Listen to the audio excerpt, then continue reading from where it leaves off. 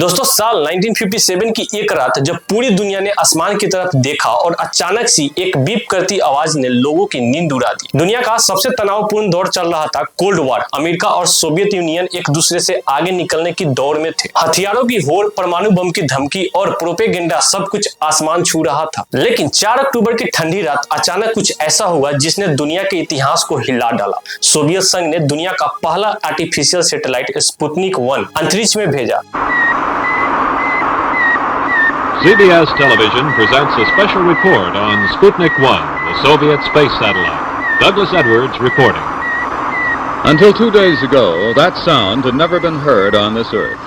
सिर्फ 84 किलो का चमकता हुआ गोला, आकार में बास्केटबॉल जितना, लेकिन इसकी सिंबल इतना भारी था कि अमेरिका की नींव हिल गई। वैक्यूम कॉस्मोड्रोम से जैसे ही स्पुतनिक लॉन्च हुआ, एक साधारण सा बिप बिप सिग्नल धरती की ओर आने लगा। हर 96 सेकंड में यह सैटेलाइट पृथ्वी का चक्कर लगाता और रेडियो सिग्नल भेजता। ये आवाज दुनिया भर की रेडियो पर सुनी जा सकती थी और अमेरिका के लिए ये बिप की आवाज एक सायरन था, एक चेतावनी की सोवियत टेक्नोलॉजी अब आसमान में उनसे आगे है। सभी लोग अपनी छत पर खड़े होकर दूरबीन से आसमान में स्पुतनिक का चमकता हुआ ट्रेजेक्टरी देखने की कोशिश करते। यह सिर्फ एक उपग्रह नहीं था, यह कोल्ड वॉर के दौर में सोवियत ताकत का ऐलान था। उस समय अमेरिकी अखबार की हेडलाइन थी, red moon over America, we have lost the race. Public panic में थी। पेरेंट्स पूछ रहे थे, क्या हमारे स्कूल के बच्चे को सही शिक्षा दी जा रही है या नहीं। पॉलिटिशियंस दबाव था, क्या अमेरिका सचमुच पीछे छूट रहा है। स्पुतनिक सिर्फ आवाज नहीं बल्कि उस रात अमेरिकी सोसाइटी की कॉन्फिडेंस को हिला दिया। कोल्ड वॉर अब न्यूक्लियर वॉर से बढ़कर टेक्नोलॉजी और साइंस की वॉर बन चुकी थी। सबसे ज्यादा शौक पेंटागन को लगा। एक्सपर्ट ने कैलकुलेट किया, अगर सोवियत या सैटेलाइट ऑर्बिट में भेज सकते हैं तो इसकी टेक्नोलॉजी से इंटरकॉन्टिनेंटल बैलिस्टिक मिसाइल भी लॉन्च कर सकते हैं। मतलब अब न्यूक्लियर वॉर सिर्फ यूरोप तक सीमित नहीं रहेगा, अमेरिका का धरती भी खतरे में आ गई। स्पुतनिक का हर बीप अमेरिका के डिफेंस सिस्टम के लिए अलार्म था। लेकिन सबसे इंटरेस्टिंग बदलाव सिर्फ सेना में नहीं हुआ बल्कि स्कूलों और कॉलेजों में भी हुआ। स्पुतनिक शौक ने अमेरिका को मजबूर कर दिया कि वो एजुकेशन सिस्टम को बदल दे। 1958 में पास हुआ नेशनल डिफेंस एजुकेशन एक्ट यानी कि NDEA। इस लॉ के तहत साइंस, टेक्नोलॉजी, इंजीनियरिंग और मैथमेटिक्स पर नेशनल फोकस बढ़ाया गया। लाखों स्कॉलरशिप दी गई ताकि ब्राइट स्टूडेंट्स साइंटिस्ट और इंजीनियर बन सके। यूनिवर्सिटी को मैसिव फंड मिला और बच्चों के सिलेबस तक को बदल दिया गया। वहीं पब्लिक ने भी इसे सीरियसली लिया और पेरेंट्स अपने बच्चे को कहने लगे कि पढ़ाई सिर्फ नौकरी के लिए नहीं बल्कि देश की सुरक्षा के लिए भी जरूरी है। स्पुतनिक का सबसे बड़ा कल्चरल इंपैक्ट यही था कि उसने बच्चों की किताब और क्लासरूम को नेशनल सिक्योरिटी का हिस्सा बना दिया। इसका एक और सीधा असर पड़ा, अमेरिका ने स्पेस एक्सप्लोरेशन को लेकर अपनी स्ट्रेटेजी बदल दी। यही वो पल था जब 1958 में अमेरिका के राष्ट्रपति डवाइट डी आइजनहावर ने नासा यानी national aeronautics and space administration की स्थापना की और पहली बार स्पेस को साइंटिफिक क्यूरियोसिटी नहीं बल्कि मिलिट्री और पॉलिटिकल नेसेसिटी माना गया। नासा के फॉर्मेशन ने स्पेस रेस की नींव रखी और यही दौर आगे चलकर अपोलो मिशन और 1969 में इंसान के चांद पर कदम रखने तक पहुंची। स्पुतनिक शौक सिर्फ अमेरिका और सोवियत की कहानी नहीं थी, पूरी दुनिया ने पहली बार महसूस किया कि इंसान की टेक्नोलॉजी अब आसमान से भी ऊपर जा सकती है। इंडिया जैसे देश में भी कंट्री के लीडर जैसे जवाहरलाल नेहरू ने भी स्पेस रिसर्च को प्रायोरिटी देना शुरू किया। यही इंस्पिरेशन आगे चल के इसरो का भी आधार बना और पूरी दुनिया में साइंस और टेक्नोलॉजी के प्रति एक नई क्यूरियोसिटी फैल गई। हर देश को लगा अगर हमें पीछा नहीं रहना तो हमें भी साइंस और स्पेस में निवेश करना होगा। सोचिए, स्पुतनिक ना तो कोई हथियार था, ना उसमें कोई मिसाइल लगी थी, ना कैमरा, ना लेजर। वो बस बास्केटबॉल जितना छोटा सा एक धातु का गोला था जो हर 96 सेकंड में धरती का चक्कर लगाता और बिप बिप करता। लेकिन उस साधारण सी आवाज ने अमेरिका की नींद छीन ली।